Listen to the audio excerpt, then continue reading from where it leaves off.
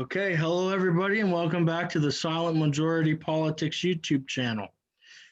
Today we are going to be looking at what will make Joe Biden a good president, and with me I have a guest. You'd like to introduce yourself?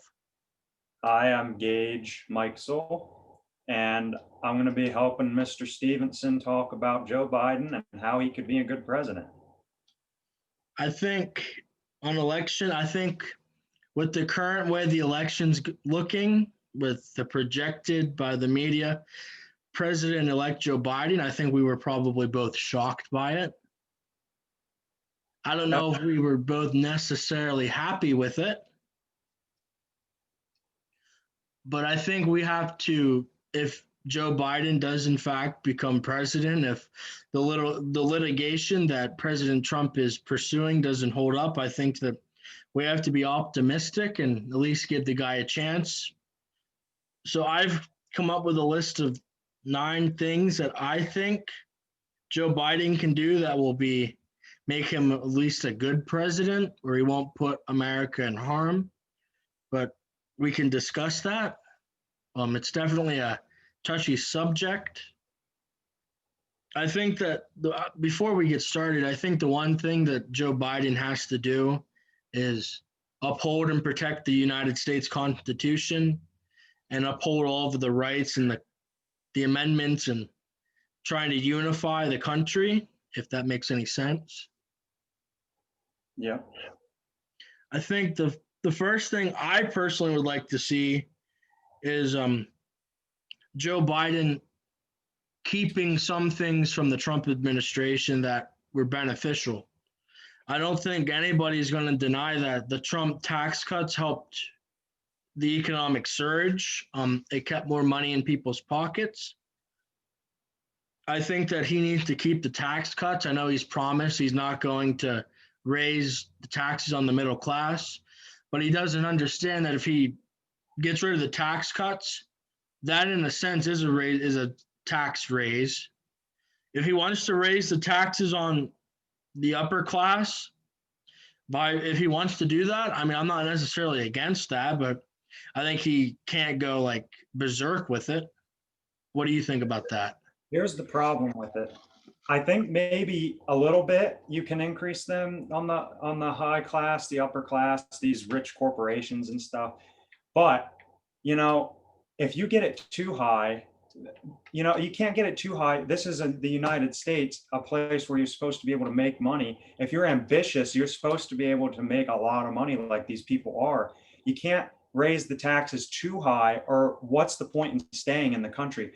Think about it. If you were a multi-millionaire, billionaire corporation, and you can go to a country that will not charge as much of taxes as the United States, why wouldn't you go there and do your business?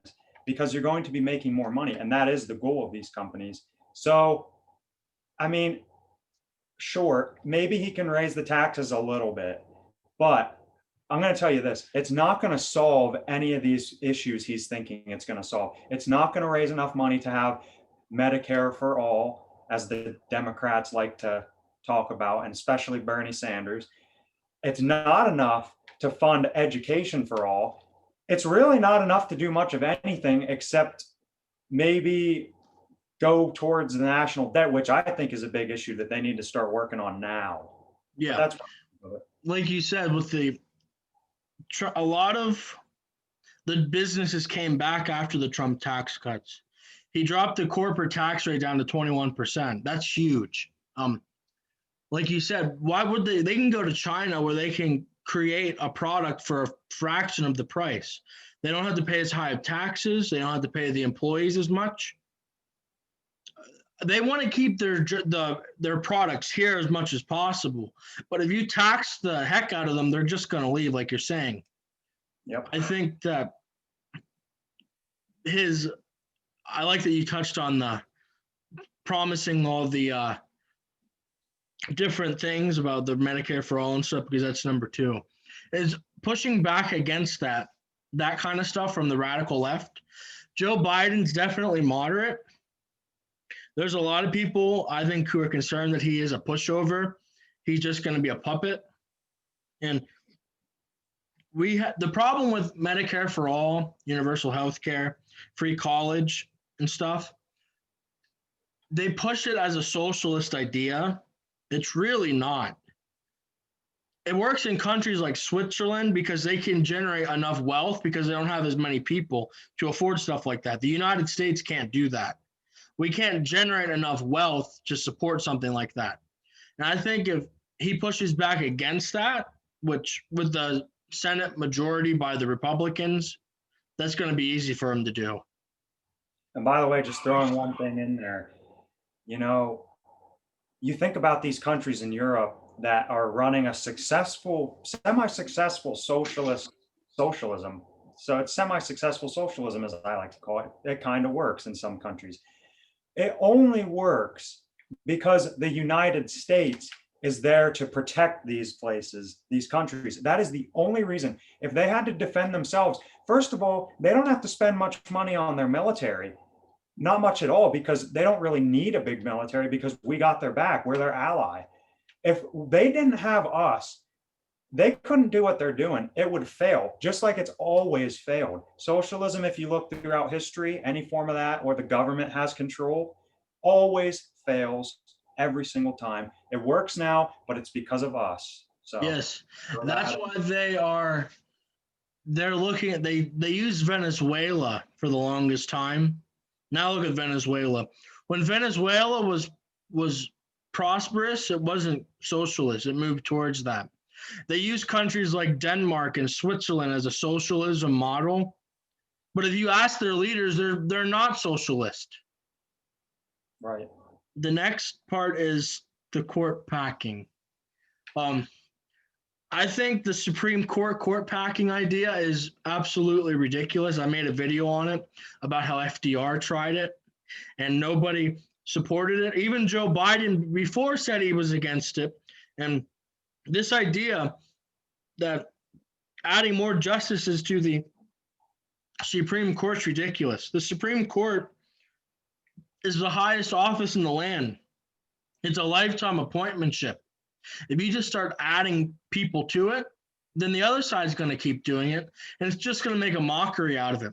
The number 9 is perfect. You have just enough people to solve a split decision, but you don't have enough people where you're hearing the same exact idea over and over again, where it's just a big joke. Right. And you also think about it, the system's worked fine, and it's worked fine for decades. So, and I don't understand, honestly, why everybody's so upset about these justices that President Trump's put on there. For example, Brett Kavanaugh, everyone was so upset about that. The guy seems like a pretty good guy to me. And he seems like he's a great qualified justice who's going to uphold our Constitution. And after all, that is the point of the Supreme Court. That's the point. That's the sole point of the Supreme Court. They are the ultimate judge over the Constitution. That's their job. That's what they were created for, to make sure our Constitution is enforced and upheld. And I think Amy Coney Barrett and Kavanaugh and the first guy, I can't pronounce his name. I don't want to butcher it, but they're all seem like well-qualified, good people. And I don't know why everybody's so upset about it. I think he had every right. As president, these seats were left to him. He had every right to fill them. And I think he chose great people to do it. Great people that'll uphold the Constitution. And that is all you can ask for. Yeah, you're thinking of Gorsuch. Oh, okay. Yeah. I didn't know if it was that, or I don't know how to pronounce his name. Yeah, it's kind of hard to pronounce it. And touching back on the Supreme Court, they said that these people that Trump was adding was going to attack the Constitution. Well, yesterday, the Supreme Court heard about the Affordable Care Act, the Obamacare, and Kavanaugh said that he doesn't think that they can remove it without keeping the basic structure of it. Because they're like, the concern is if you get rid of it, that's taking 20 million people off of healthcare in a pandemic. And right. you can't do that, as bad as Obamacare is. But so like they're upholding the Constitution. They're giving you evidence of it, but they like to think that they're not going to uphold it, and that just blows my mind that they think all of a sudden somebody who's spent their whole life working towards becoming in the legal field and making decisions as judges are just randomly going to start doing something for somebody else's political benefit. But that's just my opinion on it. Yeah, I the thing is, the justices, they're there to uphold the Constitution, make sure that it's and Obamacare, I'll give Obama credit for trying to tackle the healthcare. And I think it's a decent model to go from. And you're right, you can't just destroy it now in the middle of a public health crisis, but you do need to think about this for the future, and you need to start trying to come up with ways to make it better or to come up with a replacement. So it's something they're going to have to tackle, and it's going to take time. It's not something you can just do right away. It's going to take some time, and people need to understand that. Yeah, and then the next part is what the Supreme Court. They said Trump was court packing by adding Justice Barrett to the Supreme Court. No, it was his constitutional duty. There was a opening and he filled it. I think that'll just end that discussion. The next one is keep military and law enforcement funding. I think this decision to want to defund the police and replace them with social workers, people who aren't trained in law enforcement, is absolutely ridiculous. We can discuss and debate the military. The military is probably overfunded, but you got to keep you establish peace through strength. You don't establish strength through peace. So you always have to be prepared for something. But this idea of wanting to take funding from the law enforcement, I think you have to give them more funding and better training, because they're hit with these these situations where they don't really know what to do because they're not being properly trained. It's not like there's some kind of racial agenda by the blue in this country. There definitely is some racists who are probably police officers, but that's in every profession. You can't just attack them. You can't attack a big majority just because of 1 or 2% who are making their name look bad. And look, defunding the police is, you said it, it is absolutely the most ridiculous thing I've ever heard. People think they're unsafe. Now, if you do what Black Lives Matter was saying over the summer, defund the police. And I've heard people say, oh, it doesn't actually mean to actually defund them. It means blah, blah, blah, blah, blah, trying to make it sound not as bad as it sounds. But you look, if they wanted to make it sound different, use different words. Defund has one meaning. There's no other way to take it. It's a very terrible idea. Things will be 10 million times less safe if they do that. It's ridiculous. It's not even worth talking about. Did you see that the New York City's is now sending social workers to 911 calls? Oh. What is a social worker going to do? Doesn't make sense to me, man. It's just going to cost more taxpayer money.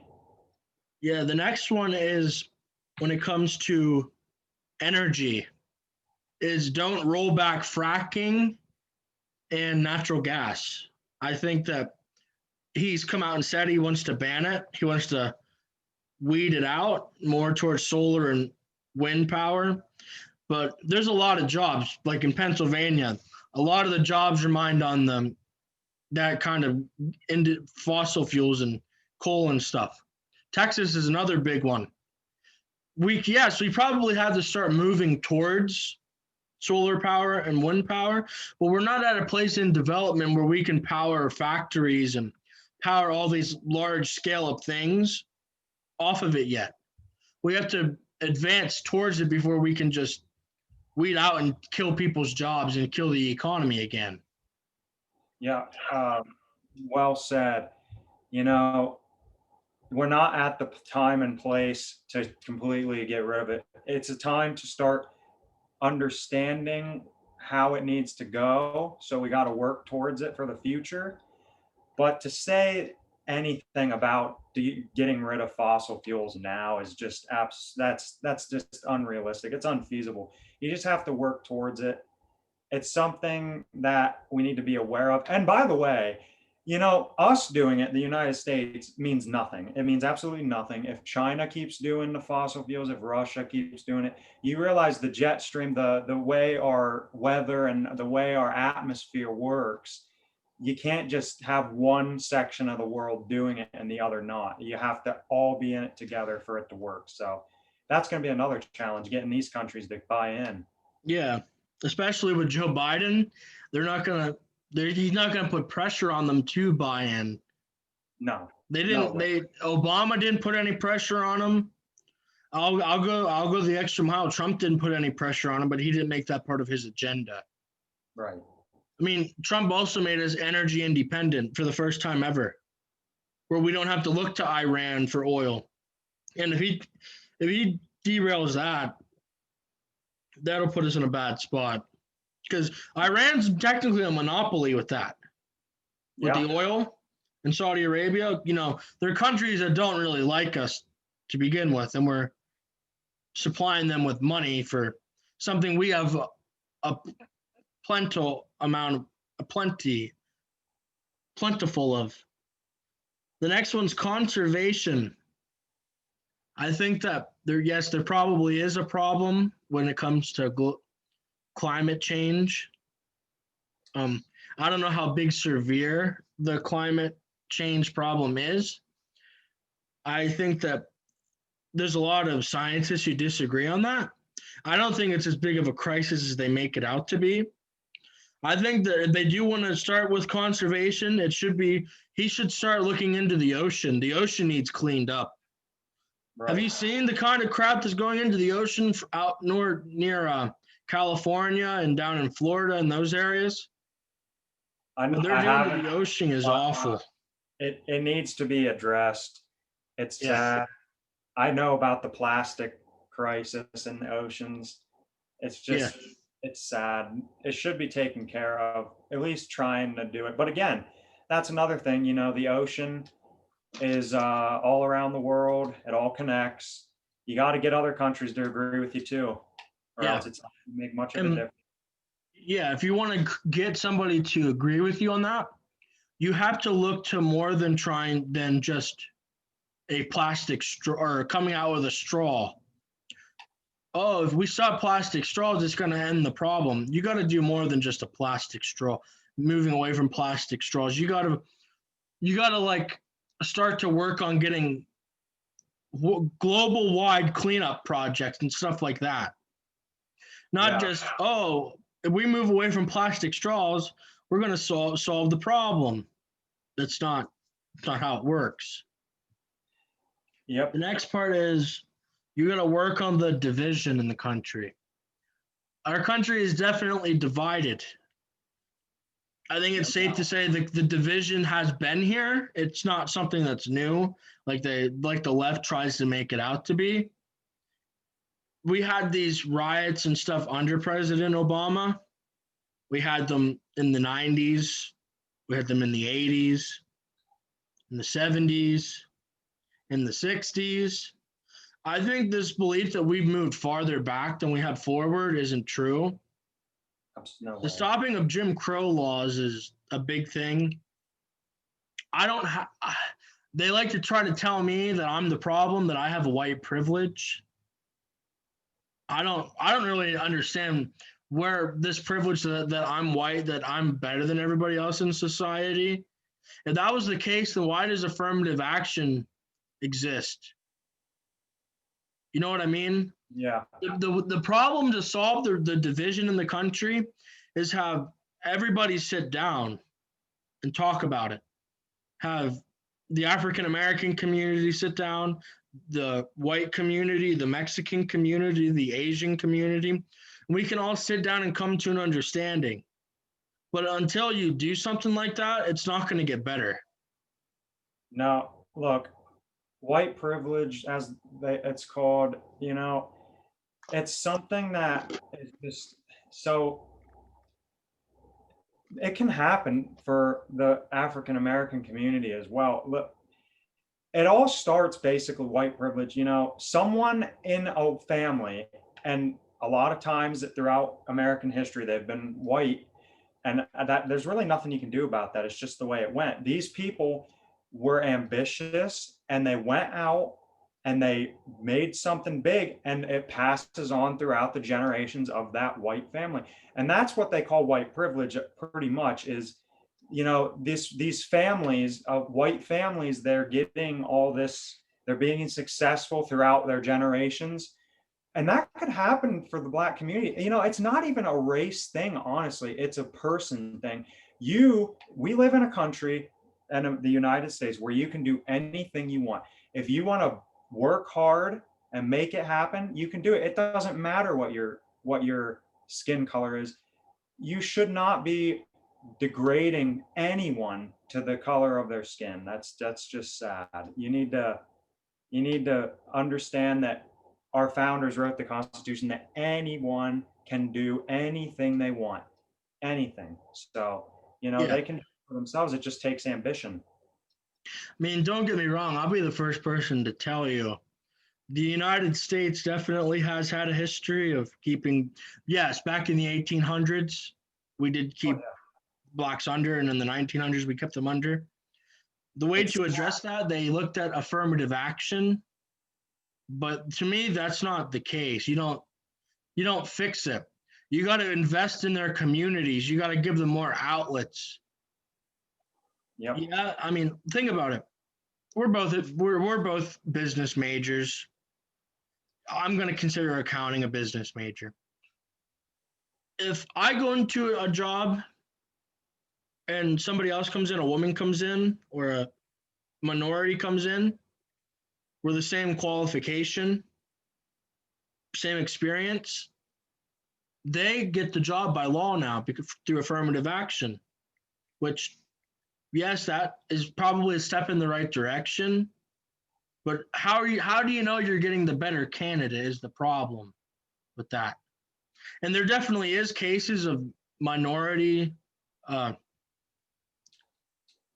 suppression in the workplace, but it's not as widespread as they like to think. And look, I truly believe this. I truly believe that any person, anyone can do anything they want. They just have to work very hard. And that doesn't matter what your skin color is. Anybody can work hard and achieve their goals. It's not a race thing, it's a person thing. It's about you and your willpower and your drive to make it happen. Anyone can do it. It does not matter the color of your skin. Anyone can do it. You just have to fight and sacrifice and make it happen. Yeah. The next one is, and I think this is a bipartisan support, is get out of the Middle East. Yeah. I'll be the first one to tell you. George W. Bush got us into a lot with the getting involved in Afghanistan, but he was trying to protect America. So I'm not going to fully hold it against him. It was a mistake, no doubt, but we've been kept there. Obama kept us there. Now Trump's the first one to actually decide to bring us home from over there. And if Joe Biden wants to be a good president, he can work on that, keep doing that, and letting these countries over there solve their own problems without America getting involved. Our problem is we've tried to police the world too much, and look what happened with us. We tried to police in Vietnam. We got involved there. We tried to police in Korea. We got involved there. Yep. I think Joe Biden just needs to realize that the United States isn't the world police. They have to work out their differences themselves. And yes, supply aid where we need to, but not go in there searching for weapons of mass destruction that aren't there, like certain past presidents have done, making us look like a laughing stock. That's why we have such a negative perception, is because we go into these places and they think we're trying to change them. When in reality, if we are trying to change them, that's not our job. That's not our dictation. I don't know. That's just what I think. Yeah, I don't think we need to be in the Middle East anymore. like you said earlier, we're energy independent now because of President Trump. We don't need to be there. That is a big part of being in the Middle East. First of all, like you said, making the weapons of mass destruction, making sure there's none of that. But we don't need to be there anymore necessarily, except to protect Israel. That's the only reason I see that we need to be there. Yeah, and that's another thing, that if Joe Biden can be a good president, he can keep supporting Israel, and he can keep honoring Jerusalem as the capital of Israel. And before Trump, the 6 presidents before him had the opportunity to do that, to recognize Jerusalem as the capital of Israel, and none of them decided to do it. Trump moved on the ceasefire to help them, the people of Israel and the surrounding countries, to end the ceasefire.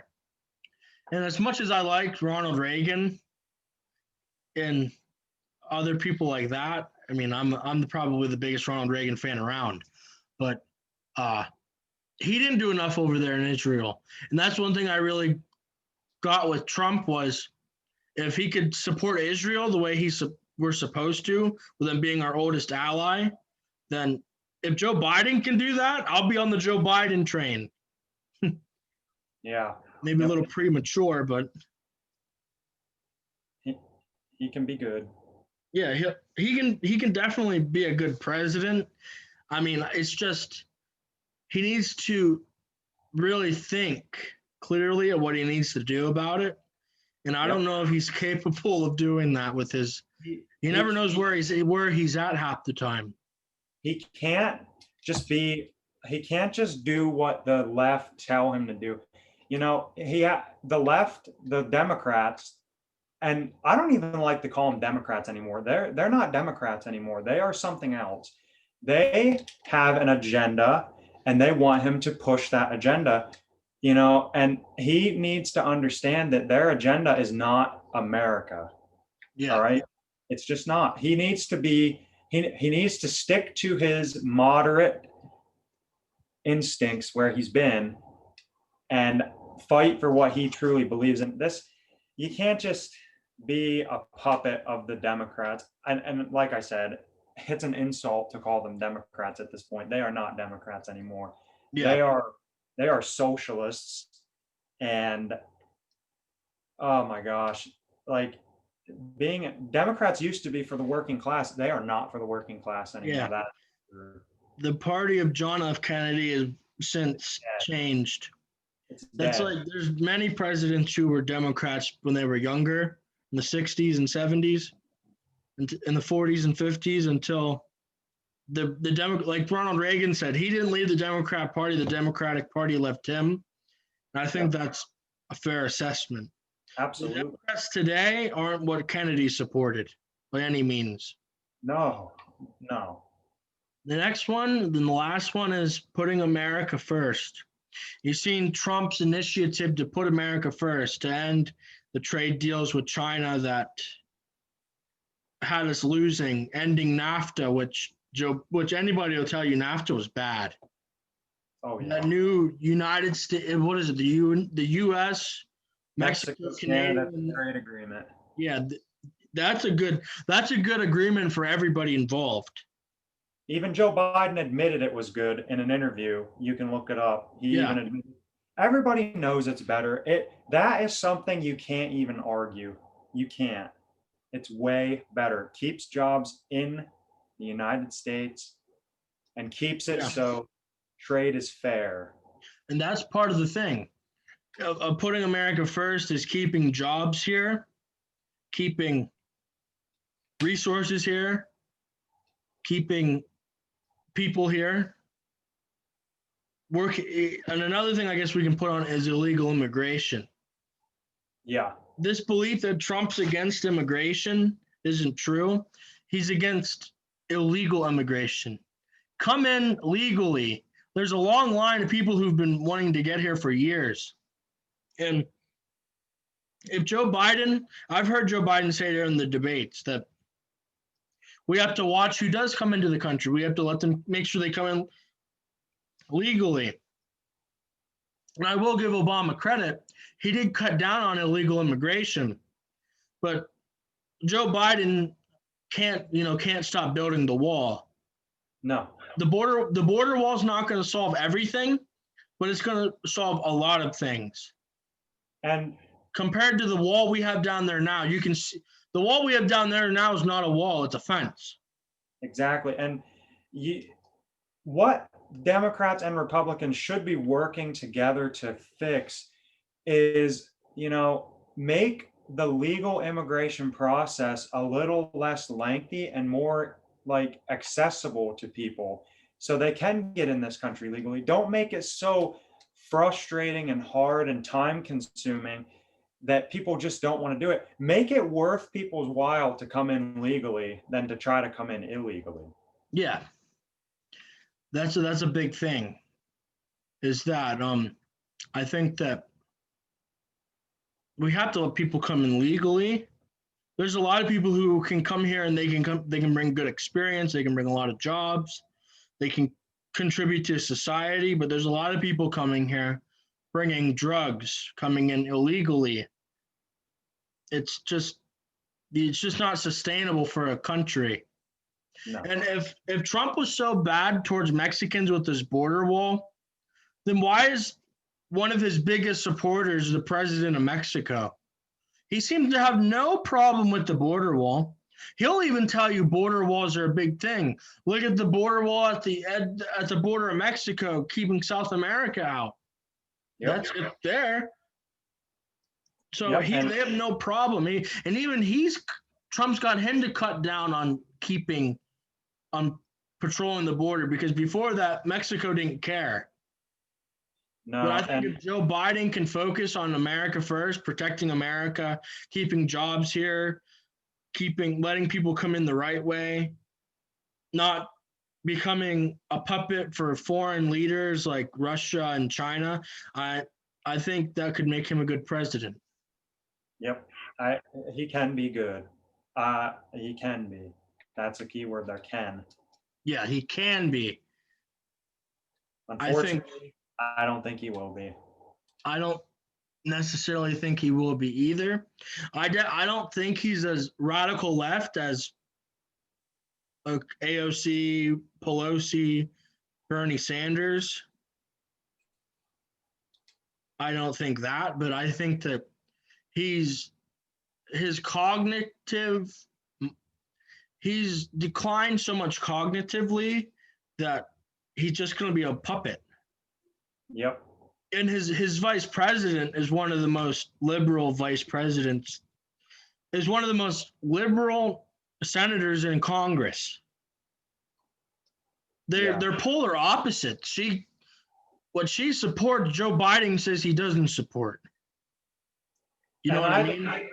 I get it. It's cool that we have a woman as a vice president, but you gotta love the country, and I hope she does love the country.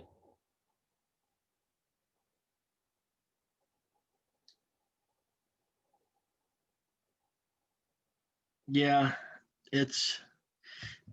I like to think she loves the country. I mean, she's definitely going to be groundbreaking. And it's not that a woman shouldn't be in that power. It's just you have to put the right person in the power. It's just like when it comes to a man. Not every man can be president. If you want to put a woman as president, I'm all for it. It's just it has to be the right person. Not everybody can be president. Exactly. But I think that Joe Biden, if Trump doesn't win in litigation, I still have belief that there's a chance. I don't know if they're gonna be able to, because it's definitely a big climb, but we probably should start getting used to saying our president-elect Joe Biden. I think maybe, but it is what it is. Yes, and I think one thing is he's been talking a lot about uniting lately. We have to unite and end the divide. But he has people in his party coming out with the Trump Accountability Project, which is keeping the names of Trump supporters, people who worked under the Trump administration, big donors to Trump, compiling a list of their names, and they're saying, so we don't forget what they did. And that's not a step towards uniting the country by any means. He should be denouncing that project. I mean, you can go right to it, TrumpAccountabilityProject.net. In fact, let's see if we can do that. Let's see if we can pull up TrumpAccountabilityProject.net. That needs to be stopped. Joe Biden needs to denounce that. Just like they said in the debate, the first presidential debate, they wanted President Trump to denounce white supremacist groups. And this has to be denounced as well. This is just as bad. Look at this. They took it down. Oh, good. Maybe they realized it was disturbing. Or maybe somebody bought the domain name. But I mean, did you seen that before, right? Yeah. The information, it was all over the place. They were saying I can pull up pictures of it. In fact, let me check Google Images. Because I know it's there.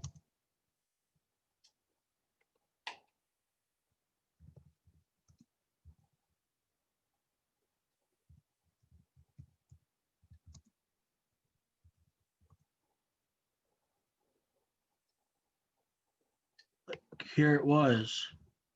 The Trump Accountability Project. Like here's the headline. Remember what they did. Let's see, we'll pull up this art. Vows to document Trump supporters.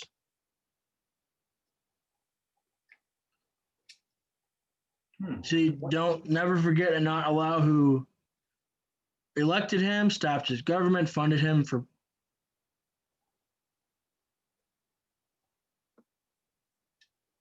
That's scary. That is scary, isn't it?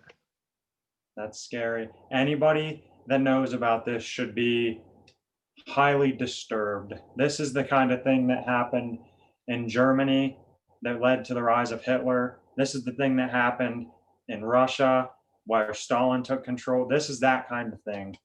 Yeah. I mean, like, look at it. Ocasio-Cortez said about it. The people behind it is the staff campaigner for Pete Buttigieg, another person who said about uniting people. He was all saying that Trump divided the country, but this kind of thing divides the country even more. Yep. Like, here's another thing. You better believe it. We just launched the Trump Accountability Project to make sure anyone who took a paycheck to help undermine America is held responsible for it. TrumpAccountability.net, the same thing I just punched in. And wow, now you can pull it up. Oh. I wonder why it didn't let me pull it up. Remember what they did. No, you don't need to notify me about it. What did we do? But those who took a paycheck from the Trump administration. So think about it. Anybody working in federal government took a paycheck from the Trump administration. So Ocasio-Cortez did, Kamala Harris did, Chuck Schumer did, Nancy Pelosi. They all took a paycheck from the federal government that Donald Trump was in control of. But yeah, you used to be able to see the list of the names, but I see they got rid of that. But, yeah, that's something that old Joe Biden needs to denounce, I think, if he wants to start to unite anybody. Absolutely. He's got to denounce that quick. Yeah, well, I think we're about 45 minutes into this, so I think that we can probably start to wrap it up. But I think Joe Biden definitely has a lot of work ahead if he wants to be a good president. But I guess time will only tell. He can do it. He can do it. I'm optimistic, but my heart tells me to be optimistic about it, but my brain tells me I'm not going to be happy with it. Same here. But, well, this has been another episode of the Silent Majority Politics YouTube channel. If you like the content, please hit the subscribe button. And maybe we'll have Gage on more. I think this was definitely a good talk. Oh, yeah. I love it. Maybe we can get Caleb more involved. Yep. We'll I get know some he's been great speakers on here. I know he's been interested in ANSI and he really likes the content. But yeah, I think that it's been good. Subscribe. Yep, hit the subscribe button. I think we have almost 20 people. Yep. Keep subscribe, drop a like. We're gonna get big. I can promise you that. Yep, we're gonna get big. We're gonna get big. We're gonna fight for America. We are fighting for what our founders promised and gave us. Yes. We are gonna keep it. We still know the freedoms that were intended for us by our founding fathers. Yep, we do, and we're gonna keep them. Yep, well, see you later, everybody. See ya.